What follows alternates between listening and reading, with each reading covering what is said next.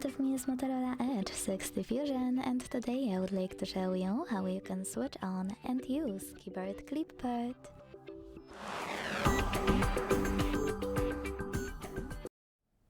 Begin by launching your keyboard and tapping on Clipboard at the top of it. Now use this switcher at the top right corner to activate it, and go back thanks to this arrow at the top left one. Following that, you need to copy or cut any text. And to paste it right away, click on it at the top of your keyboard. To paste it later on, click on Clipboard and tap on your text over here.